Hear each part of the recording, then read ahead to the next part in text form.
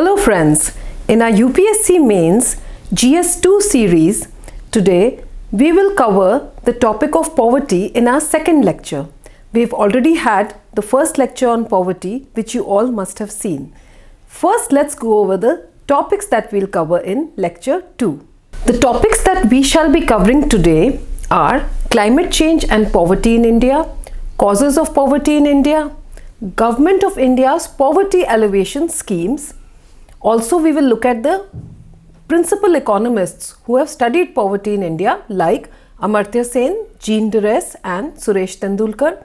We will also be looking at the topic of poverty and hunger in India because hunger is a topic in itself in GS2, and we will also look at India's G20 presidency and India's food security agenda. Now, as far as climate change and poverty in India are concerned, let us tackle this topic through a sample question that I have prepared for you.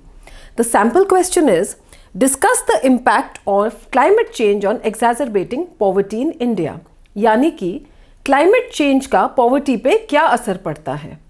इसका सीधा सा answer है कि जो आजकल global warming और climate change हो रहा है उससे पॉवर्टी बढ़ रही है हमारे देश में और पूरे विश्व में.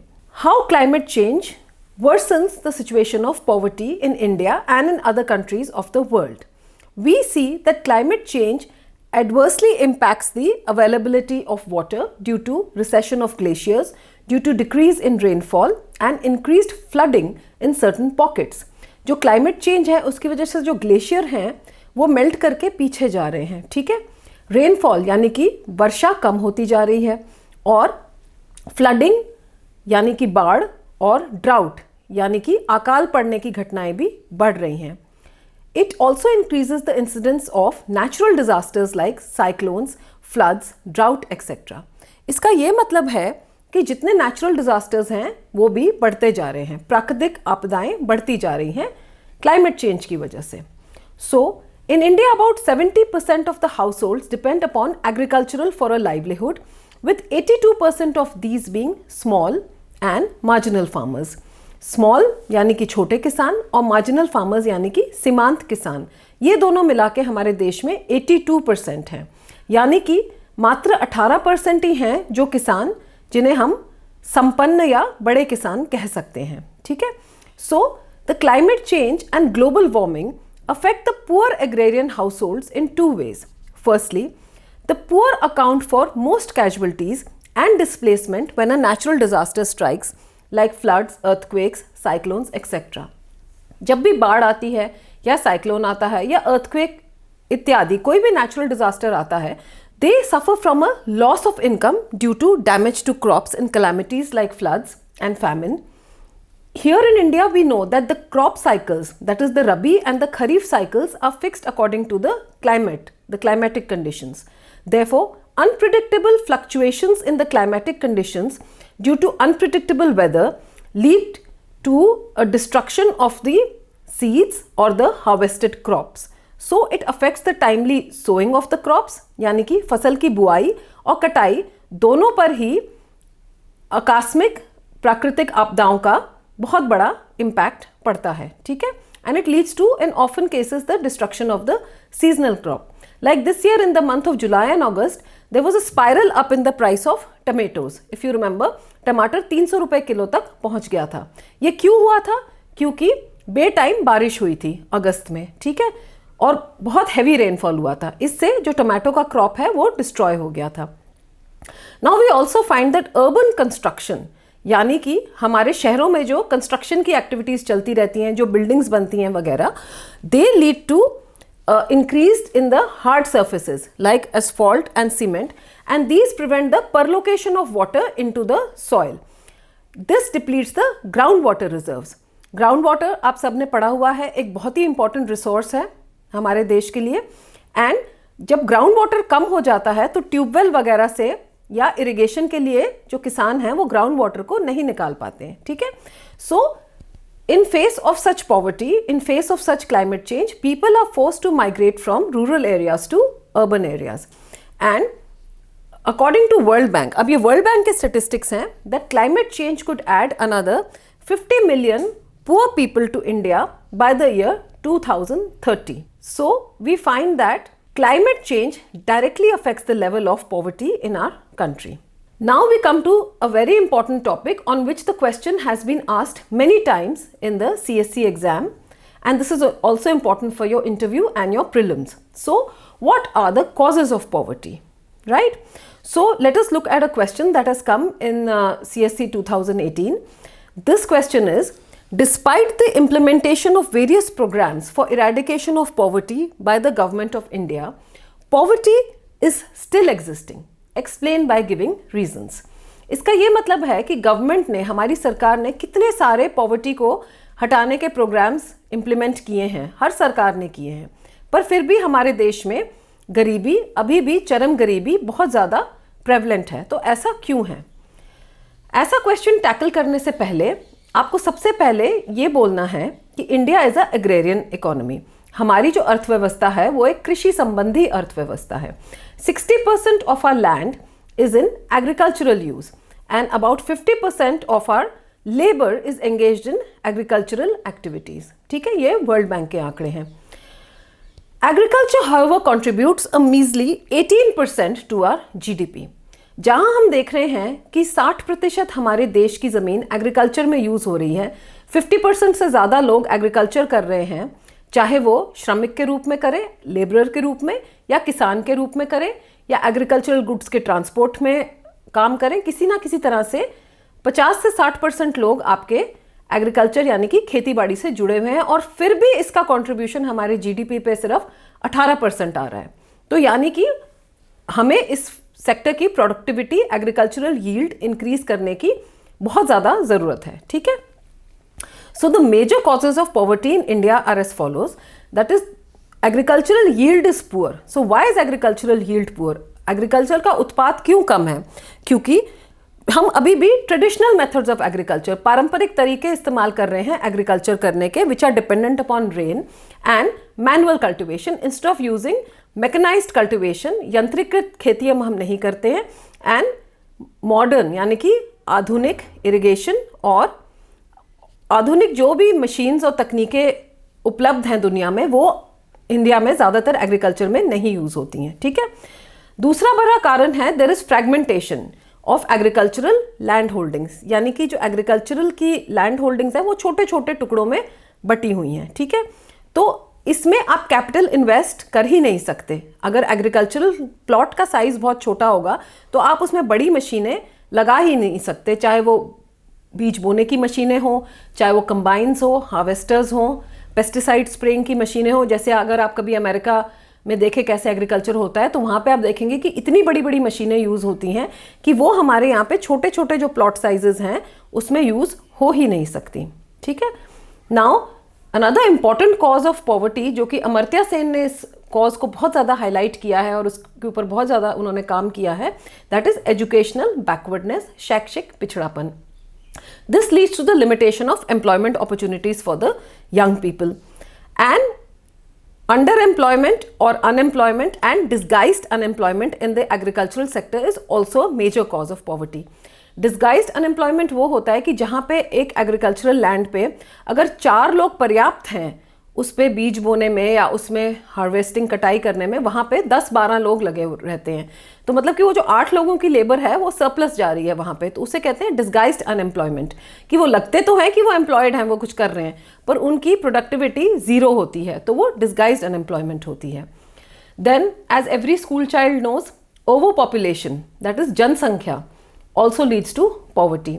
India is the 5th largest economy of the world, and despite an annual GDP of $3.75 trillion, we find that the per capita, यानी कि जब हम इस GDP को एक एक व्यक्ति में बांटते हैं, so the per capita income was only $2,388 per annum, यानी कि एक एवरेज इंडियन मात्र $2,500 पूरे साल में कमा पाता है, जबकि अमेरिका में जो ये आंकड़ा है वो लगभग $70,000 का है.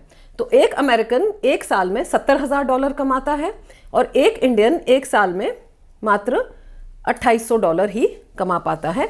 चाइना भी हमसे काफ़ी आगे है. An average Chinese person earns more than $12,000 per year.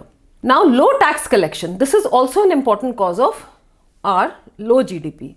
Low tax collection because of tax evasion. एक तो लोग यहाँ टैक्स देते नहीं हैं, और दूसरा जो टैक्स नेट है उसको, क्योंकि हमने एग्रीकल्चरल को टैक्सेस से एक्सक्लूड करके रखा हुआ है वोट बैंक पॉलिटिक्स के चलते हुए, तो वो जो 18% जो बड़े किसान हैं जिन्हें टैक्स देना चाहिए वो भी हमारे देश में टैक्स नहीं दे रहे हैं। तो ये एक और रीजन है हमारे देश की गरीबी का। So now we have understood the causes of poverty in our country.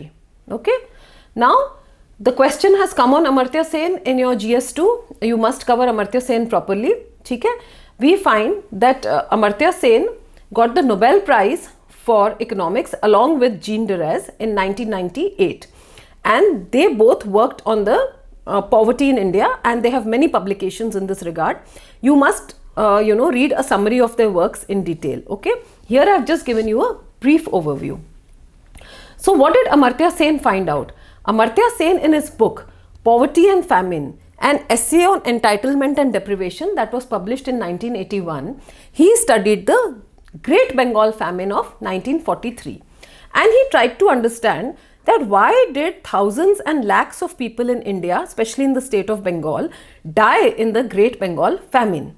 He found out that there was no shortage of food. There was a bumper harvest of rice in that year, in 1943 or 42. Then what happened? Why were people starving? See, at that time, if you remember, 1942-43 was the year of the Second World War.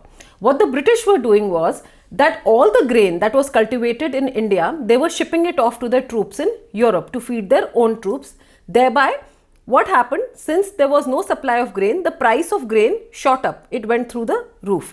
So, that coupled with declining wages, because of the war the economy declined, right? So declining wages, unemployment, rising food prices and poor food distribution system led to the starvation among people in Bengal and in certain Odisha and other eastern states.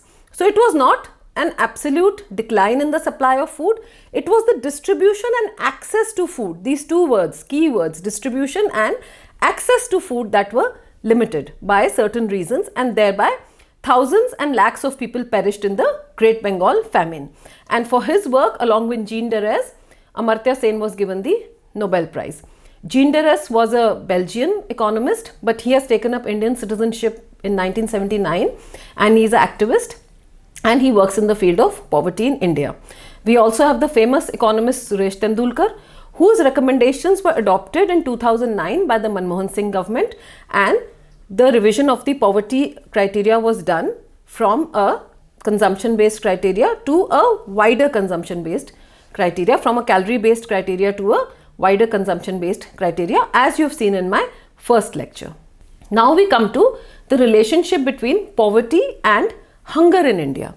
We find that despite Niti Aayog's 2022 report claiming that India has registered a decline in the number of multidimensionally poor people from 24.85% to 14.96% in 2019-21, we find widespread hunger, malnourishment and child mortality in India. Barring war-torn Afghanistan, India has performed worse than all other countries in the South Asian region in the Global Hunger Index of 2022. यानी कि अफगानिस्तान को अगर छोड़ दें तो India की rank global hunger index में 2022 में बांग्लादेश, श्रीलंका और नेपाल से भी पीछे है. India has ranked out of 107 out of 121 countries. Now, why is there so much widespread hunger and malnourishment in India? In terms of GDP, we are much better off than these countries, but there is a problem in the access and the distribution of food in our country. So, the Global Hunger Index is a tool for comprehensively measuring and tracking hunger at a global, regional and a national level. The GHI scores are based on values of 4 component indicators: undernourishment, child stunting, child wasting and child mortality.